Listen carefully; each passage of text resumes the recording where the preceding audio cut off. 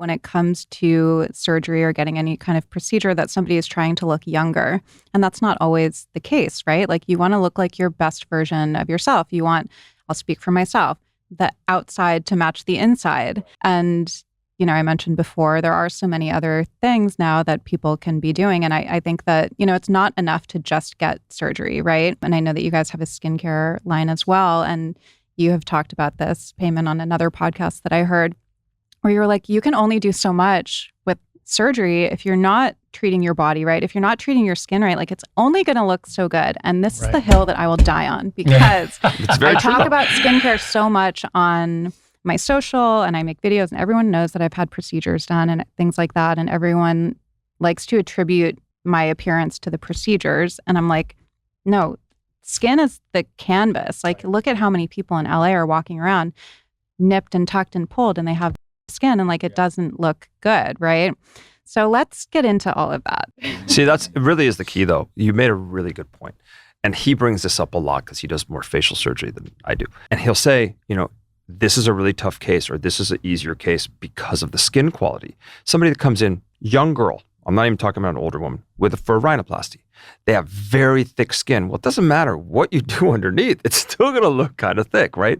Whereas 75-year-old woman comes in, is so wrinkly, neck is tight, but there's sunspots and the face is wrinkled. Well, you need to do some sort of resurfacing procedure. And some of them will say, no, I don't want the laser. And you're like, fixing everything else. Yeah, you're going under. Yeah, why don't we say thing? It's a difference between an A- and A+ result. Yeah. That's really it. And skincare is important, and it needs to start at a very young age. When I think about skin, I always think about my mom. My mom's in her mid-70s. She's got porcelain skin. Yeah. Porcelain. She's got the most incredible skin. She also have a tight neck, and she's never had surgery. But she's taken care of her skin better than anyone I've ever met. Never sits in the sun, doesn't even think about it, always a wide-brimmed hat. You have to do it. Now, it doesn't mean you can't be in the sun, but you have to put on sunscreen. If you're going to go out and reapply it, you have to have the appropriate skincare regimen. And people think that's like hocus pocus, but it really isn't. Everyone has a different skincare regimen. I'd love to hear yours and how many steps it is, because his is about 12 steps too. Really? Yeah. How many is yours? I still use Irish Spring soap. Oh my God. You and Chris. Yes. Yeah. Really? And yeah. It's a real issue. I mean, Chris, no, he doesn't even wash his face. And really? He has like gorgeous He looks like he did 30 years ago. Yeah, I know. It's incredible. I know. But I think we have the same reason. It's because I got married later, and children came much later. It didn't wear you down Fountain at a young age. For sure. Yeah, but I look at him sometimes and I'm like, God, he's got so much collagen. Like, it's just not fair. It's true. Right. Not fair. Okay, what's your skincare routine? Look, I always say the same. Relax. Yeah. The funny part is it's actually not really long, but there are 3 things I always do. And I think it should be in everyone's skincare regimen. Outside of a good cleanser and a sunscreen, you need 3 things: a vitamin C serum, a really good moisturizer, and you need a retinol. I think those 3 things should be in everyone's skincare starting in your 30s. Then I'll add some fun things here or there, because it's every now and then it's like surprising your skin with some new nutrient or active or whatever it is. Curveball. So, keep it on its toes. Yeah. And so I think, again, and I also, you can't forget the body, right? So, even in our skincare line, we have something that will hydrate the skin on your body, because we apply skin, all these products to the face. We forget about the neck. We forget about the arms, elbows. And then when it's too late, you're like, oh my gosh, it's so wrinkly. What am I going to do?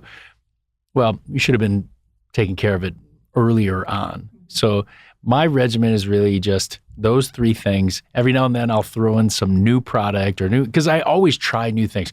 Korean, products, because they always seem to be ahead of the curve. And then the good part about being plastic surgeons and owning a skincare line is we see 100 lines. And then I hear patients say, oh my gosh, this is amazing. Then you go home and try it and you see why. And then you formulate it and make it even better. I mean, that's which is great, because you could deconstruct anything, right? So I'll never forget when we first started our skincare line. I came in and I go, this thing is selling for like $600. It was Naturubisé.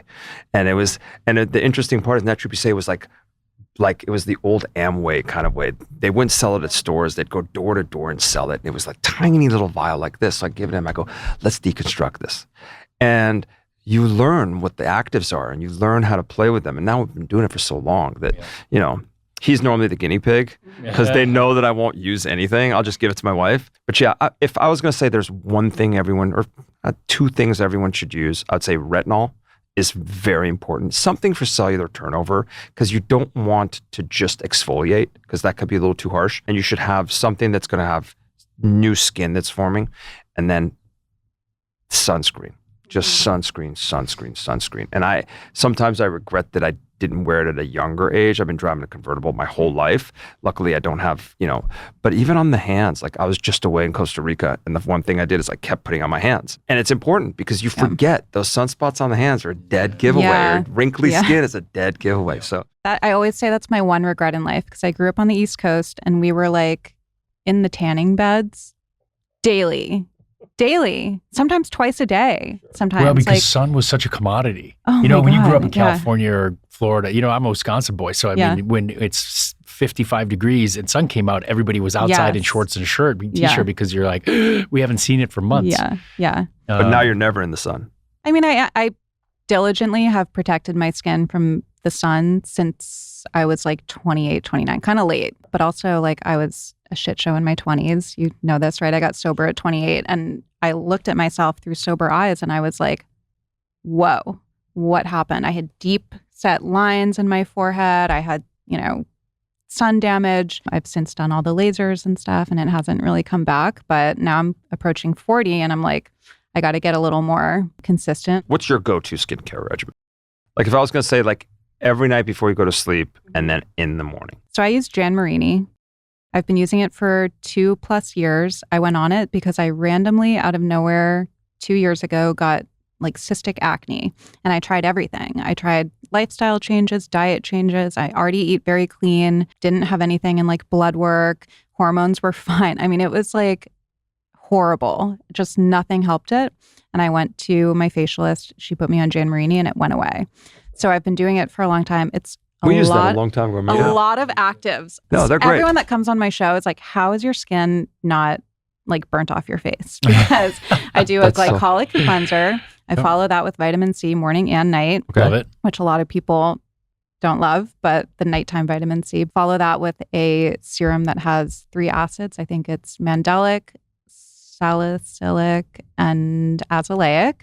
Okay. Azelaic acid is phenomenal, by the way, for especially for dark spots. But and great for rosacea too. Yeah. Well, and then I follow that with a serum for redness sometimes, but it's also very hydrating. And then at night, I follow that with a trans-retinol benzoyl peroxide dual chamber product. It's like for adult acne and anti-aging, and then moisturize. Yeah. Do you have oilier skin, or did you? I have combination, but when I started that regimen, it was dry. It was so sensitive. It was red. It was clogged. It was like brittle. I mean, it was just not good. And I didn't think I'd be able to handle anything. Thank you. I just need some Botox. Yeah, you're I know, that's it. But you see the pattern that she's doing. I mean, the idea is with those lighter acids, you're taking off some of the top layers chemically, enzymatically, and then, you know, a lot of hydration over and over and over. And the retinol causes that cellular turnover. So to me, it makes perfect sense. I love the fact that you use vitamin C twice a day because, you know, again, that is a staple in the skincare line. So that, you know, I see why it works.